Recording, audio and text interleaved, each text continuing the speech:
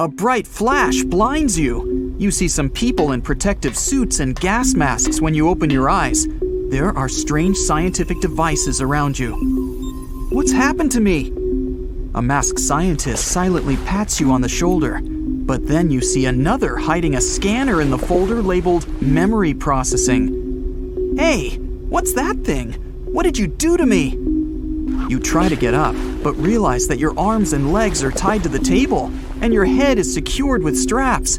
Panic overwhelms you, but then you hear a calm and warm voice. Good morning, Sky.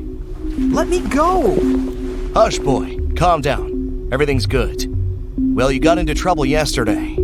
Colleagues, why did you tie him down like that? He's not some monster, right? The scientists set you free, and the man in the white robe continues to look at you with a wide smile. My name is Dr. Mervil. I assure you that you're absolutely safe. You got involved in a horrible experiment, and we've saved you. What about the glass all over my body? Can I get my skin back? Sure. Today, my colleagues will create special medicine for you. It will take a bit of time, but in the evening, you'll look the same as before. And tomorrow, we'll help you get home. In the meantime, my colleagues will escort you to your room. You need to rest. Phew, it looks like you can finally breathe out. It seems that you got lucky, and these guys only want what's best for you. Dr. Mervil's watch beeps. See you later, Sky. As you walk down the hall to your room, you think of home and how, soon, these friendly scientists will take you there. Your father must be going crazy because you haven't been home for some days. Suddenly, a ventilation grate falls from the ceiling directly on the head of one of the masked scientists. Two strangers, a guy and a girl, jump out of the ventilation shaft. The guy is pointing his hand right at you. Next to his palm, a purple ball appears. It looks like a clump of energy. The guy shoots this ball, and it goes through you. You hear an electrical discharge sound behind your back. When you look around, you see that the scientists have sparks flying out of their eyes. Their heads start to move randomly, and they break off and fall to the floor. It turns out that the friendly scientists have been robots all along. What's going on? Oh, no, come on, guys. You promised to take me home. You clench your hand into a fist to punch the strangers. Who are you, and what do you want? One word, Claire, and I'll finish him. This big guy looks scary. He's ready to fight with you. Calm down, Bob. Sky, listen, they've all lied to you. I can help you get rid of the glass skin. Don't you remember me? No. Should I? You two don't look too friendly. You're sure you're seeing these guys for the first time. Tears appear in the girl's eyes, and you smell gasoline. This smell feels very familiar to you, but you can't remember it, no matter how hard you try. Trust me, we'll show you everything. You don't know why, but you take her hand. Claire leads you to a door. Her tears fall on the lock. Then she snaps her fingers and sets it on fire. The door opens. You climb onto a chair and see a conference room. Look over there. You'll understand everything. Just be quiet. You hear a familiar voice again. It comes from the ventilation shaft. It's Dr. Mervil. The scientists and doctors who are taking care of you are gathered at a round table. At the head of the table is Dr. Mervil. Gentlemen, we are at the home stretch. Tomorrow, after the last phase of the experiment is finished, we will receive a squad of people with superpowers, and with their help, we will finally be able to seize power on Earth. Suddenly, several scientists run into the conference room and whisper something in Mervil's ear. Are you out of your mind? Find them, now! You can't let them escape. It turns out that this good-natured doctor just wants to use you, and you're just a guinea pig for him. But how is that even possible? Why? Bob, help him, faster! Bob touches your forehead with his palm. Your head starts hurting, a lot. You see your memories flashing in front of your eyes. Now you remember the view from the space station window, Claire, and that you're being held here by force. Oh, I remember now. Claire! Sky! We have to get back to Earth, and fast. My dad will find a way to stop Dr. Mervil. I know how to get to the docks. We can steal a ship and fly home. But first, we'll save all the people brought here. We can't leave them in trouble. Sky, listen, they have thousands of robots, and there are only 3 of us. It won't work out. Guys, look what we can do now. Bob has just deactivated the robots with some unbelievable electromagnetic ball. You've easily burned the locks. We must unite and use our new powers against them. You're right, Sky. We're different people now. Okay, Claire, can you break into the control center and open the cells? Bob and I will release everyone, and then we'll get back to the ship. Yep. Now you have an escape plan. But as soon as you exit the room, you see several dozen robots. They're pointing blasters at you. You've been caught. Did you think that a few naive teenagers could beat me? Well, that's even better.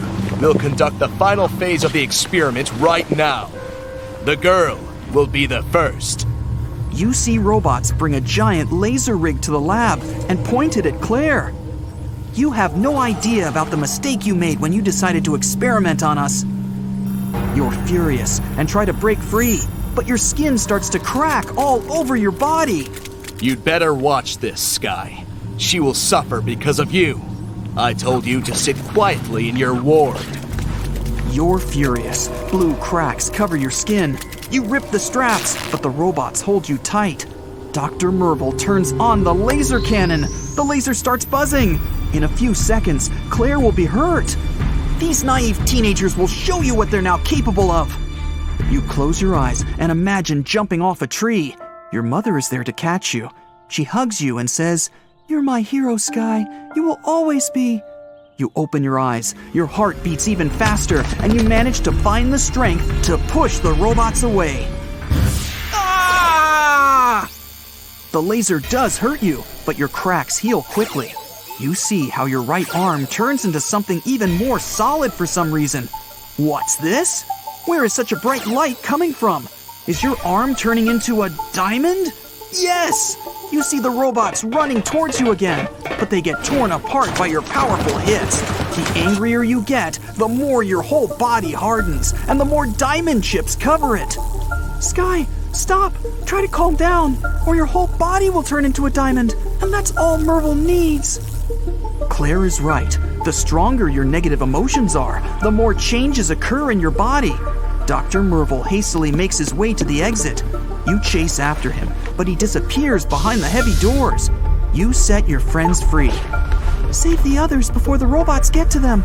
I'll try to get to the control center and open the cells. Then we'll meet at the ship dock. Claire, be careful. I won't forgive myself if something happens to you. You'll find me. But how? Tears appear in Claire's eyes, and she runs away, leaving behind droplets of gasoline. They light up and start smoldering a second later, leaving a trail behind the girl. That way, you can go back to Claire. Sky, hurry!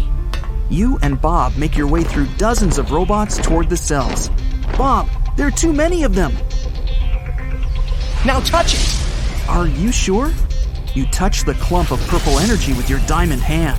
The ball passes through your hand and separates into many balls, which Bob then sends straight into the robots, making them shut down. Wow, it's great! Yes, like real superheroes. Meanwhile, Claire runs to the control center. 2 robots block her path. They grab her, but Claire's eyes start glowing. The robots' eyes light up too, and they stop. Suddenly, they begin to fight each other, and Claire runs past them. She hits the needed button, and the sign, "All cells are open," appears on the monitor. You and Bob see the cell doors in the hallway open. An elderly lady peeks out of the cell. Instead of one of her eyes, she has a bright spotlight. Grandma, we need to run! Oh, it's my dog. Hedgehog, come here. Everybody follow me. We'll take you home. Several robots are waiting for you in the hallway. You hear the dog barking behind your back. Hedgehog, go! Deal with these pieces of iron. You turn your head and see that your dog is backing away and then jumping right into the robots, transforming into a porcupine in flight. It pushes them apart with its tail and knocks them down. Good boy, but we have to come up with a new nickname for you. You've almost reached your goal. You come up to a giant door leading to the docks. We've made it! What a great team we make. Wait, where's Claire? Maybe she's been captured. We have to hurry, Sky. I'm not going anywhere without her. Suddenly, a terrible sound pierces your ears. Your head hurts. You start writhing and fall to the floor. At this moment, Dr. Mervil appears, carrying a large emitter. I'm sorry, Sky. He followed the fire traces I left for you. You think you are all superheroes now, huh? And how do you like my newest invention? I offer you a deal. You can go on fighting, and then all of you will be finished in no time. Or I will open the door and let you go. But you, Sky, will stay with me. Sky, don't do this. We can blow the door. We'll figure something out. You can risk it and run, but everyone will get hurt. But if you surrender, you'll never see your home again. I agree. Turn this thing off. You have to go to Dr. Mervil. And now you'll forget everything that's happened. I'll turn you into a diamond that will help me take complete control of Earth. Dr. Mervil presses some buttons, and you cover your face with your hand. At that moment, the whole corridor lights up with a bright flash. The beam gets refracted inside your diamond arm and darts back, hitting Dr. Mervil. Dr. Mervil suddenly changes. Now, he looks like an ordinary man with a kind face. Oh, everybody. Hi. What's going on here? I can't believe it. Now, he has lost his memory. Sky, it's our chance. How do we open this door now? Suddenly, Grandma gets to the front. The light coming from her eye gets more focused. She looks at the door, and in the area where the light hits, a passage to the other side appears. You and your team pass through the door. The light goes off. The passage closes behind your back. Now, there's nothing to stop you from going home. We're going home! Now, I need to remember everything my dad taught me. You're flying through dark space, finally free. Bob and Claire are nearby. The hedgehog lies at your feet. Have you all seen our super grandmother? How did you even manage to get us through the door? Grandma winks. Everybody laughs. You saved us, Captain Sky. I'm sorry I was such a coward. Well, nothing would have worked without your help. Wait, did you say Captain? But of course, Captain. Does everybody agree? All your new crew members smile and nod. You're my hero. I hope you didn't think I could just leave you there. You reach for Claire and kiss her on the cheek. Your hand suddenly turns back from diamond to glass. You know, more than anything, I want to get my skin back. Did you say you knew how to do this? My friend is a talented scientist. When we get back, she'll help you. Well, I hope she's not a robot. Who could get through here? Dad? Oh, of course. You're the only one who could make interspace calls. Son, are you okay? You see uniformed military officers standing behind your father. Yeah, we're flying home. I need to tell you so much. I'm happy to hear it, but you can't return to Earth. The call drops. You panic and begin to press the buttons. Dad, wait! Why?